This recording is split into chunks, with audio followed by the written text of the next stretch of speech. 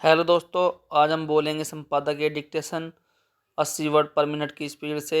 Dictation का विषय है सम्मोहन और डिक्टेशन के कठिन शब्दों की आउटलाइन आप हमारे टेलीग्राम चैनल से प्राप्त कर सकते हैं, जिसका लिंक डिस्क्रिप्शन में मिलेगा। डिक्टेशन स्टार्ट होगी 5 सेकंड बाद। स्टार्ट। सम्मोहन का अर्थ है विमुग्धता। यह अवचेतन मन की वह प्रक्रिया है जिसके अधीन जीव आत्मदशा को विस्मृत कर स्वयं से नियंत्रण खो देता है। यद्यपि इसे सिद्ध करने के तंत्र मंत्र आदि कई साधन हैं, किंतु यह सम्मोहन का निकृष्टतम रूप है। गीता में इसे तामसी वृत्तियों से उत्पन्न कहा गया है।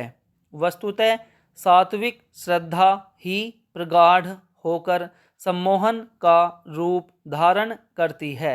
अतः सम्मोहन सात्विक वृत्तियों से उत्पन्न श्रद्धा का सुखद और स्वाभाविक परिणाम है।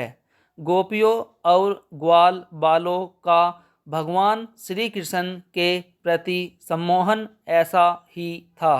वे उनके नैसर्गिक रूप, सौंदर्य और लोकोपकारी लीलाओं से स्वतः आकृष्ट होते थे। यही सम्मोहन भगवान श्री राम में भी है। गोस्वामी जी ने मानस में उनके सम्मोहन को प्रकट किया है।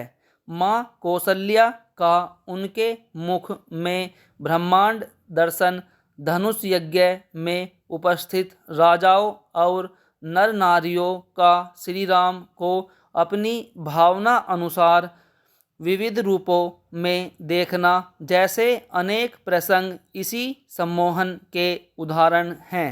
इसे कल्पना कहकर मिथक मानने वालों ने भी श्री राम की प्राण प्रतिष्ठा के समय इसके प्रत्यक्ष दर्शन किए, जब अधिकांश भक्तों ने अवचेतन अवस्था में पहुंचकर भाव की उच्चतम दशा को प्राप्त कर लिया।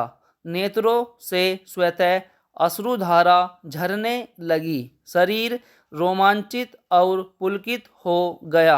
समय जैसे ठहर गया। बेसुध कर देने वाले वे पल सामान्य नहीं थे। ऐसे वर्णों में कल्पना की नहीं, भाव दशा की पराकाष्ठा होती है। वस्तुतः अंतरात्मा के तार हमारे पूर्वजों से जुड़े रहते हैं। वहाँ पहुँचने के लिए तंत्र मंत्र की नहीं, प्रेमातिरेक की आवश्यकता होती है। अतिशय प्रेम ही तादात्म्यता स्थापन का मूल कारण है।